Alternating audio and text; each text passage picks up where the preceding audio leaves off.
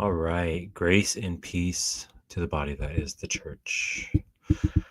So, really, honestly, I should be doing some work, but I figured since the discussion I just had in a private conversation with a very nice SDA, and I enjoyed the conversation very much, but it's fresh in my mind. I figured I should present what I believe are a couple of points and arguments against the SDA position on Daniel chapter 8.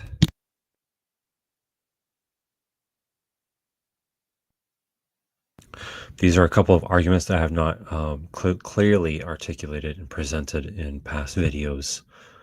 And so I think it is time I do that. And I'm not sure when I will be talking with Eric from Defending Adventism again. It might be a couple more weeks. And so I figure I'll present these arguments and put them out there for any SDA who wishes to listen and see if what I'm saying is true from the text. If we can put our presuppositions when it comes to Daniel 8 aside and just read the text and see if what I'm saying is true. If it is, ultimately, the consequences of my position being true on Daniel 8 means that the SDA system, as a system, will crumble and fall. And so let me grab a quote real quick. Let's see if I can find it. Okay, there we go. Let me present this real quick. Okay, there we go. It's presented. Let's see. This is from the Great Controversy, pages 409 through 411. I'm just going to read the first paragraph. It says, "The scripture, which above all others had been both the foundation and the central pillar of the Advent faith, was the declaration unto 2,300 days, then the sanctuary shall be cleansed. These had been familiar words to all believers in the Lord's soon coming. By the lips of thousands was his prophecy repeated as the watchword of their faith."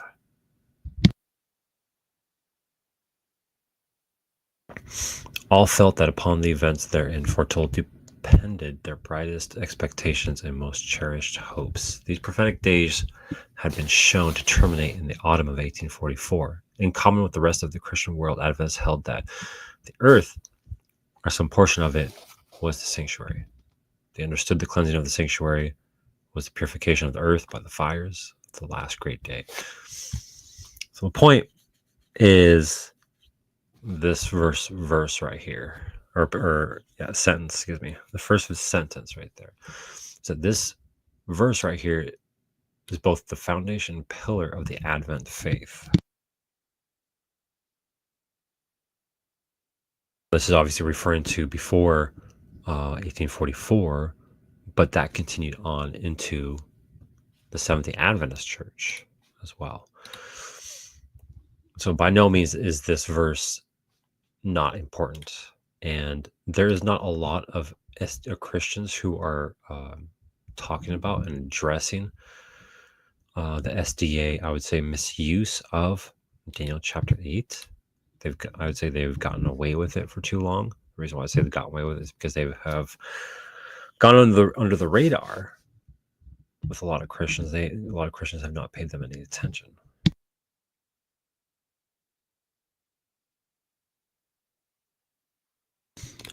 And so I figured I'll do various videos when I can, and I don't have a lot of time anymore to do these kind of videos, but I'll suffer a little bit so I can make this video, because like I said, I don't know when I'm going to talk to another Adventist about this. Might not be for a while.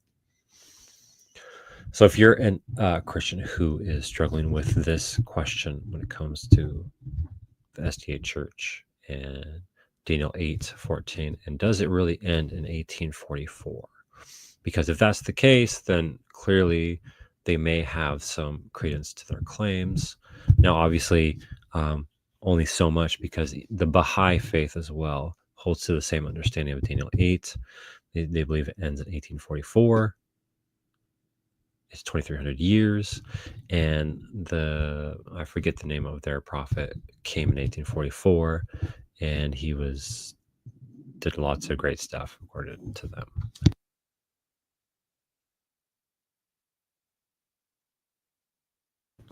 But there we go. So a presupposition. Now, the SDA's position on Daniel 8 ultimately has to presuppose certain things into this text of Daniel 8. They tend to do this by various ways. One of them is they try to connect it to other chapters to kind of, quote unquote, prove their point that the events here in Daniel 8 are referring to the fourth beast.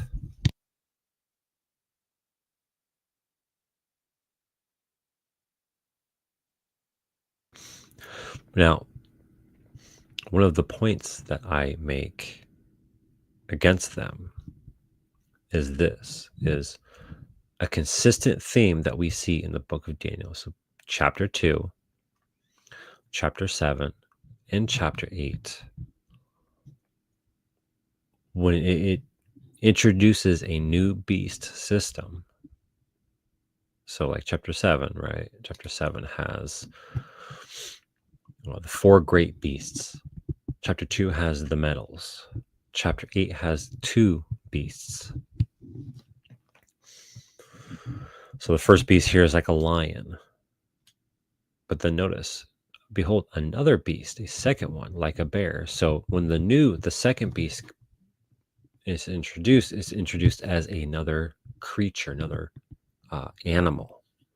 And it's a bear this time. And look, behold, a third one. And the third one is again represented as a new type of animal. The fourth one, the same exact thing. So we have a pattern here. Chapter 8, that pattern stays the same. And we see that it's repeating the same pattern because it shows here that there's a ram.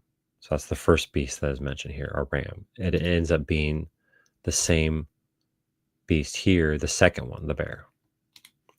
So we got a ram. And the ram is said to do these things. It charged northward, southward. No beast can stand. So no beast. Notice there's no beast that can stand against him. So the beasts are around, but can't stand against him. And there was no one who could rescue from his power. He did as he pleased and became great.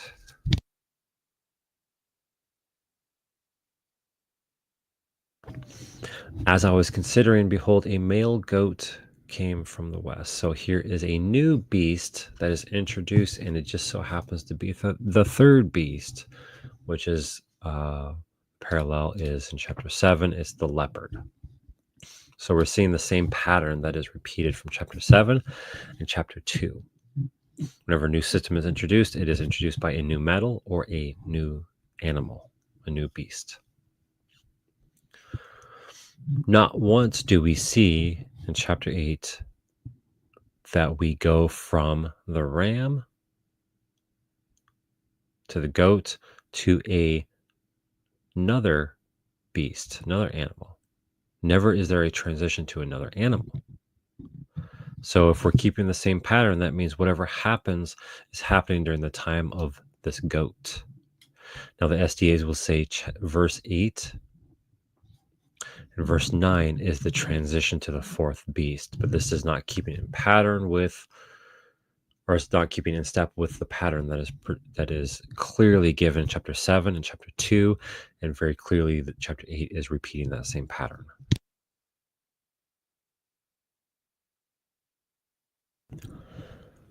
So we see that there is no transition to the fourth beast in chapter 8. Because if, as the SDA says, this little horn is the fourth beast of chapter 7, so this fourth beast right here, terrifying, dreadful, exceedingly strong, it had great iron teeth, it devoured and broken pieces. Notice this here. Even notice the differences, right? After this, I saw in the night visions, and behold, a fourth beast, terrifying and dreadful, and exceedingly strong. So they're already exceedingly strong when they're introduced here in chapter 7. It had great iron teeth.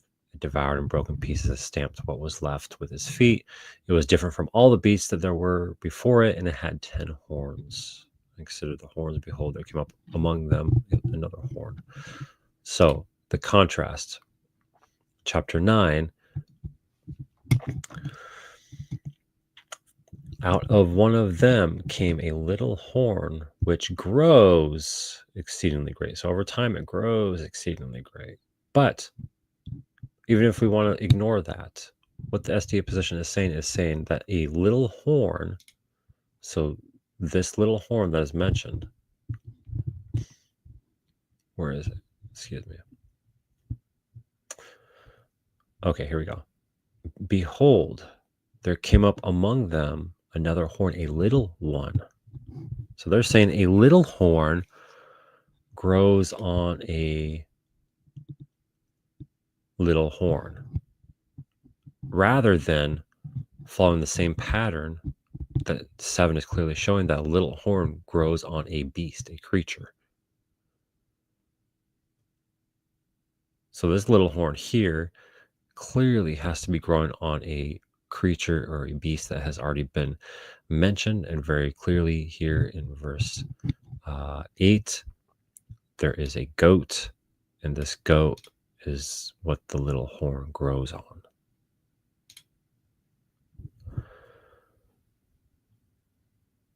We see that here explained even more, or it's laid out even more in the explanation given by the angel, where it says, and the goat is the king of Greece, and the great horn between his eyes is the first king. As for the horn that was broken, in place of which 4 others arose, 4 kingdoms shall arise from his nation, but not with his power. So notice it's still in the goat. And at the latter end of their kingdom, in other words, these 4 kingdoms right here, which represent the one kingdom of the goat, at the latter end of their kingdom, so it's still in the time of the third beast, it's still part of the third beast. When the transgressors have reached their limit, a king of bold face, one who understands riddles, shall arise. So this king of bold face is the little horn that arises. So clearly it's still on the third beast, the goat. And that is what it arises on. That's what it grows on. And so even in the explanation of of verses 1 through 14, even in this explanation, which is the divinely inspired explanation, there is no transition to the fourth beast that we see at all. So there is zero reason for anybody to accept that there is a transition to the fourth beast in chapter 8. And we need to point out, if we talk to SDAs, that that is a presupposition that they are forcing onto this text. And why they do this is because they need the 2300 to be years. They need it to end in 1844. So that way it justifies their investigative judgment and their sanctuary doctrine and their type and antitype with the Day of Atonement, which is as well extra biblical, because the New Testament does not handle the type and antitype of the Day of Atonement in the way the SDAs do. The SDA system does. So they need this verse to be, they need 8:14 to be stretched all the way to 1844 because of all of that other stuff. That's why it is the central pillar for the Advent faith.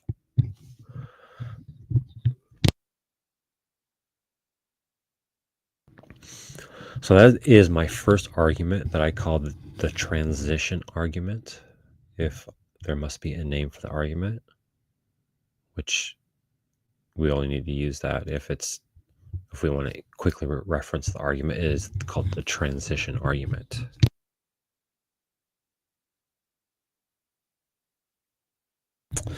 Another argument I would like to present against the SDA position, which I believe both these arguments together make it impossible for for the 2300 to be years. The second argument is called the transgressor's argument.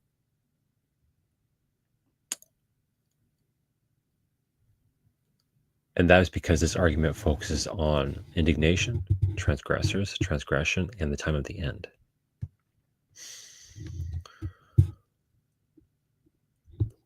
Now, so in verse 9, the little horn arises. In verse 10, it starts to explain the activity, what I call the activity of the little horn. Verse 10 through 12 is the description of the activity of the little horn. It says it grows great even to the host of heaven. It throws hosts and stars to the ground, and it tramples on them. Becomes as great as the prince of the host. The regular burnt offering is taken away, and the place of his sanctuary is taken away, overthrown.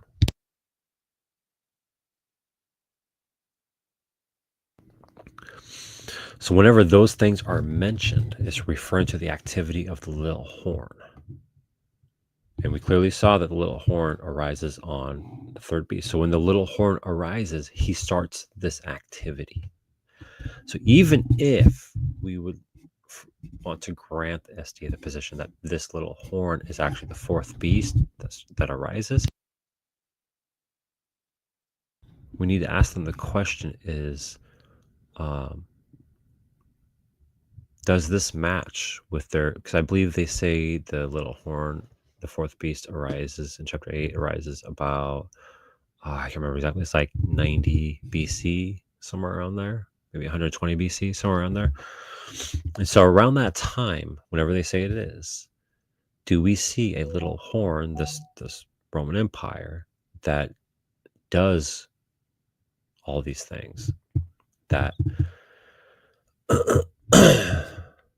grows great to the host of heaven, and throws some of the hosts and the stars to the ground and tramples on them? And does it become as great as the prince of the host? Does it take away the regular burnt offering? And does it overthrow the sanctuary?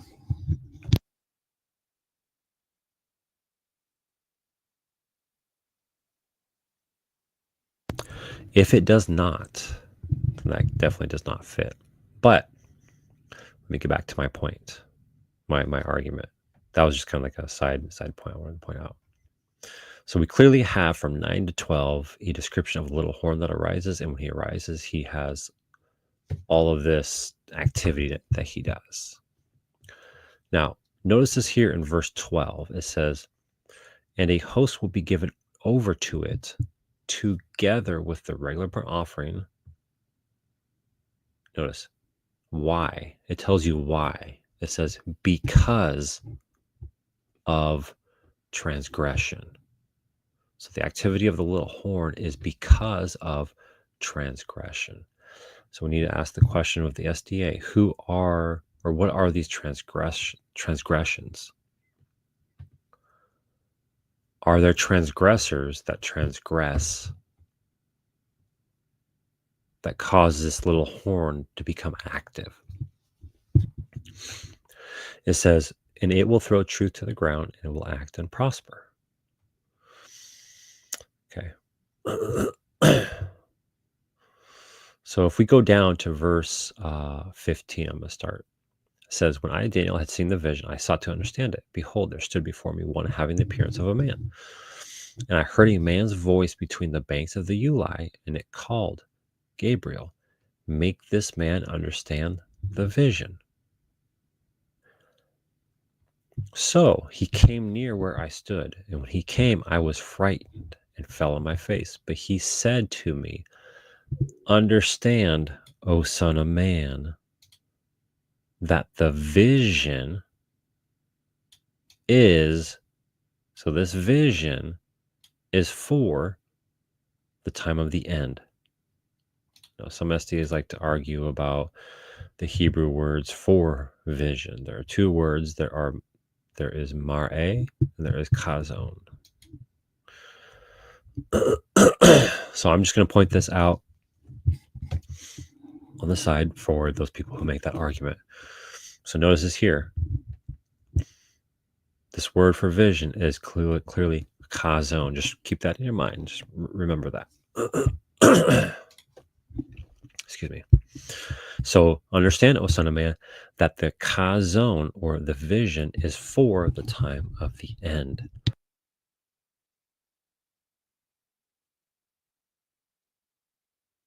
Okay. Sorry, I just cleared my throat. And when he had spoken to me, I fell into a deep sleep with my face to the ground. But he touched me and made me stand up. He said, behold, I will make known to you what shall be. Notice he's going to make known to him what shall be at the latter end of the indignation. So indignation is God's wrath that is being poured out upon transgressors. That's very important right there. The SDA system tends to skip over this part and not really pay much attention to it. And they like to focus on the time of the end and play on that word and say, well, it's the time of the end, right? Which, although for them, I think there are two times of the end, but at the very least, one of them is 1844.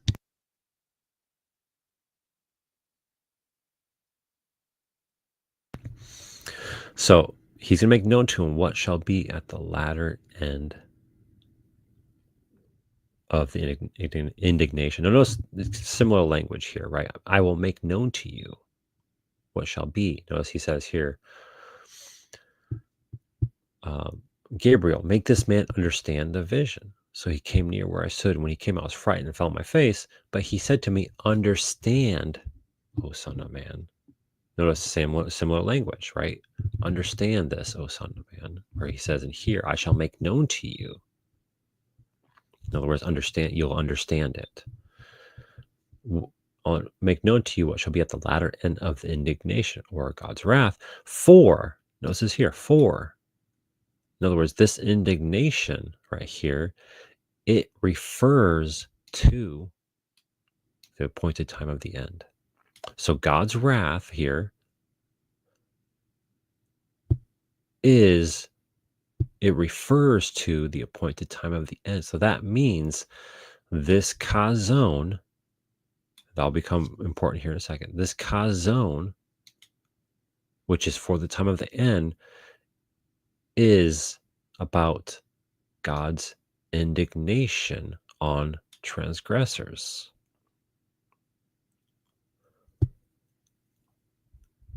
No, I'll say that one more time. This kazon is for the time of the end.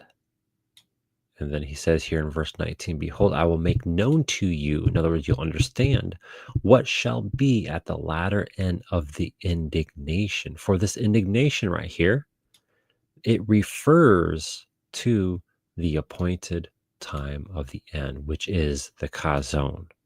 This kazon is about the appointed time of the end, which is God's indignation upon the transgressors. Now, why that makes a complete sense, one is what I just laid out so far, but also notice here. Notice this here. After he just got done saying that, keep that in your head. He says, as for the ram that you saw, there are two horns. These are the kings of Medo-Persia. And the goat is the king of Greece. And the great horn between his eyes is the first king. Notice, as for the horn that was broken, in place of which four others arose, four kingdoms shall arise from his nation, but not with his power. So we're still in the goat. Okay. And notice this here. And at the latter end of their kingdom, so it's still the goat. Notice here, when the transgressors have reached their limit. So these transgressors which have reached their limit, which is at the latter end of the goat's kingdom, this is when the transgressors have reached their limit. So the SDA needs to figure out who these transgressors are that have reached their limit at the latter end of the goat kingdom. But notice here, this is why it's directly linked with the indignation and the chazon being referred to the time of the end, which is the indignation of God or God's wrath. It says, when the transgressors have reached their limit, a king of bold face, one who understands riddles, shall arise. That is the little horn that arises because the transgressors have reached their limit. And this whole vision or this whole chazon is for the time of the end. The time of the end is God's indignation upon these transgressors. And God's indignation is expressed through the activity of the little horn that arises when the transgressors have reached their limit. This is why this whole chapter refutes the SDA interpretation of Daniel chapter 8. These two arguments. Oh, okay, no, I'll continue. Excuse me, I forgot this part. My bad. So, verse 17 or verse 12, we saw that a host will be given over to it that is a little horn with the regular burnt offering because of transgression. See how it matches up perfectly? And it will throw truth to the ground and it will act and prosper. Now notice here, then I heard a holy one speaking, and another holy one said to the one who spoke, for how long is the vision? Or let's see what word this is. What word is this for vision? How long is, look at that. How long is the chazon? Okay. So that's why I pointed out chazon earlier, because remember, real quick, I'll refresh the memory. Verse 17 says, understand, O son of man, that the chazon is for the time of the end. And we saw the time of the end refers to specifically God's indignation that is poured out on the transgressors through the activity of the little horn. Okay. So that means that when it says here, then I heard a holy one speaking, and another holy one said to the one who spoke, for how long is the chazon concerning the regular burnt offering, the transgression that makes desolate, and the giving over of the sanctuary and host to be trampled underfoot? Another way to say this is, how long is the chazon that concerns the activity of the little horn? So it is saying the exact same thing that this is saying right here. Verses 15 through 19. And then verse 23. The exact same thing right here. The chazon is for the time of the end. Time of the end is about God's indignation upon the transgressors who have reached their limit, and the king of boldface, one who understands riddles, shall arise, and that is God's indignation, is a little horn upon these transgressors. We see here, out of one of them, a little horn which grew exceedingly great. See, it all matches up. It all makes sense. So the question is, he needs to know how long. But notice here, he heard a holy one speaking, and another holy one said to the one who spoke, for how long is the vision or the chazon that concerns the activity of the little horn? The answer is given in the next verse. Okay, so if there's a question, whenever we read something, when there is a question, and then the very next sentence is an answer, everybody is going to assume that answer is for that question. So the question is, how long is this chazon that is about the activity of the little horn? So in other words, how long is the little horn active? Or another way to say it is, how long is God's indignation being poured out upon the transgressors? It is inescapable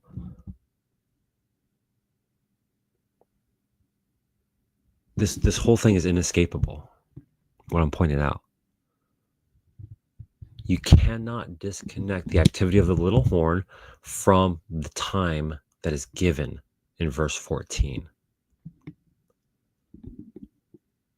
The time that is given in verse 14 is directly connected and is the time length of the activity of the little horn, which is the time length of God's indignation upon the transgressors. So they don't really realize it because of the way they handle this text, which is a very improper way, and it's not a good way to do it because they're presupposing their system onto this text. It causes them to do that. But what they're doing is that, ironically, they're saying that the activity of the little horn lasts for 2,300 years, and it starts in 457 BC. So they have to explain how they can say that 457 BC is when the rebuilding of the temple and the sanctuary in Jerusalem happens, but then at the same time, that is when, verse 13, that is when the little horn becomes active and it overthrows and throws in the giving over the sanctuary and is trampled underfoot happens. So this is why they have to, one of the reasons why they have to disconnect the two. They say that the 2300 does not refer to the activity of the little horn, which I clearly showed you that it does, because this kazon here, which they like to focus on, concerns specifically the activity of the little horn. That is corroborated with verses 17 through 19 and 20, verse 23, where the kazon is for the time of the end. Time of the end is about God's indignation being poured on the transgressors who have reached their limit, and the little horn shall arise.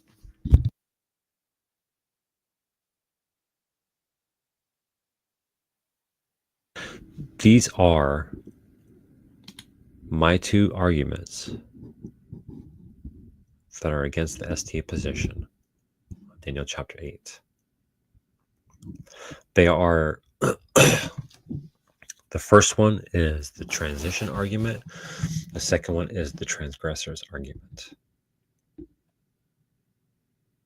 In my personal opinion, there is really no way around this.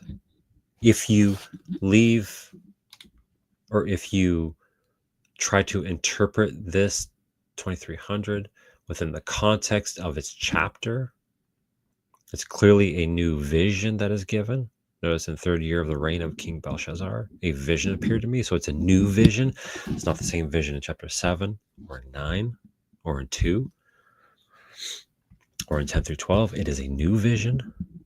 And so it's to be interpreted and understood within its own context, that is chapter 8. And we clearly have from 1 through 14 a vision. And then 15 through 27, an interpretation of that vision. So we don't need to reinterpret it. So in other words, the SDA position could even be understood as a private interpretation of this prophecy here, which the Bible tells us not to do. Now, of course, this is done because they have a system they have to hold up, and this is the central verse to their system. You know, you can keep the Sabbath and not be SDA. You can believe in soul sleep and annihilation and not be SDA. You can believe you can lose your salvation and not be SDA.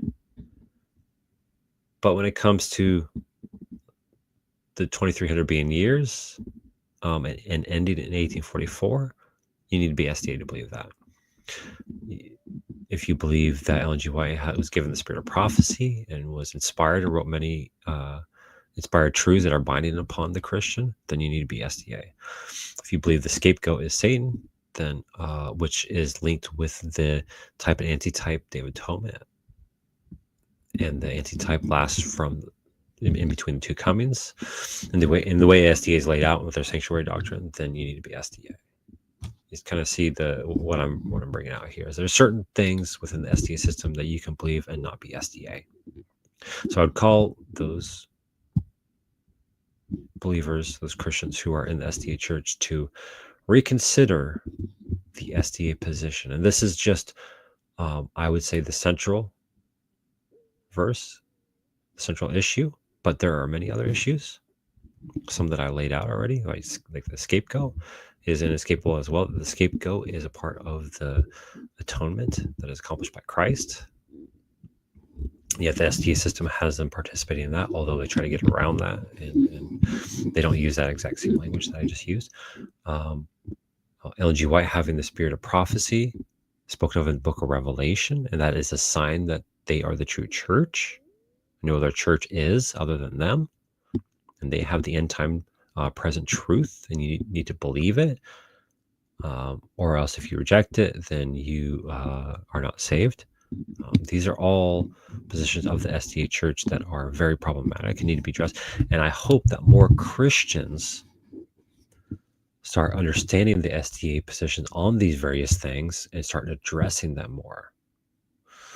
See, once you understand the SDA position, like I have shown of Daniel chapter 8, and you show how it is false, you can pretty easily refute it. But you need to understand their positions on these things. And granted, there are not a lot of videos where Christians are interacting with SDAs on these more unique SDA doctrines. So it does take more reading, more study. And I understand Seventh-day Adventism is not a hot topic right now. A hot topic in the Christian community right now seems to be orthodoxy, and it seems to be Calvinism.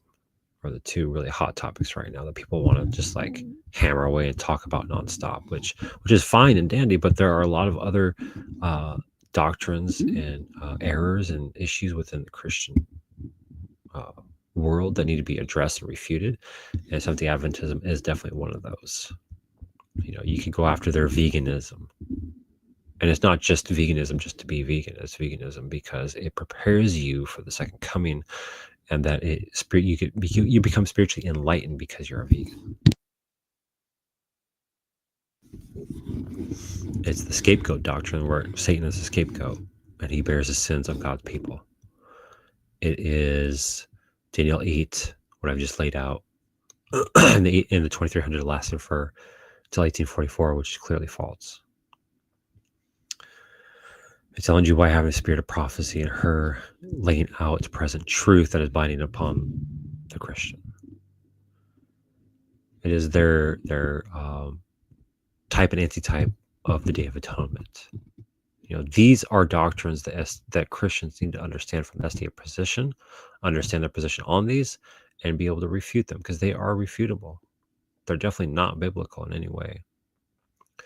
I would caution any Christian to not jump headfirst with an SDA and go after their position on the Sabbath and the law. I think that's a faulty way to do things, unless if you have a big channel where you can make video and content all the time, then sure, go ahead. But I think these other positions that I laid out are more important for a Christian to address when addressing the Seventh-day Adventist Church, their faulty doctrines, than the Sabbath, or conditional security, or soul sleep and annihilationism. Those I don't think are as important doctrines. I think those are doctrines that are held within the Christian body, and there's just differences we're going to have on those.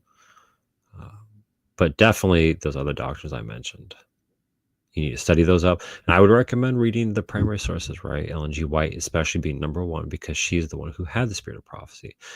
And the SDA Church says that the signs of the end time remnant elect of God, so God's true church in the end times, which they believe started in 1844, are what? If you know the book of Revelation, there's a couple of verses, one, I think in chapter 12, 14, and 19, that talk about, according to them, that the end time church will have a couple of signs that show who they are. One, they'll keep the Decalogue. So that includes the seventh-day Sabbath, right? Two, they'll have the spirit of prophecy, which is the testimony of Jesus. That is seen through the writings of Ellen G. White, which actually, ironically, gives new truths to the Christian world and binding upon them. But so, with that being said, I hope this is beneficial to somebody, and anybody is more than welcome to use those two arguments, lay them out, use them as much as you like with an SDA if you do talk to them about this topic, which I would encourage you guys to do if you are able to. That being said, grace and peace to everybody. Hope you have a good night and good day tomorrow and good week. God bless.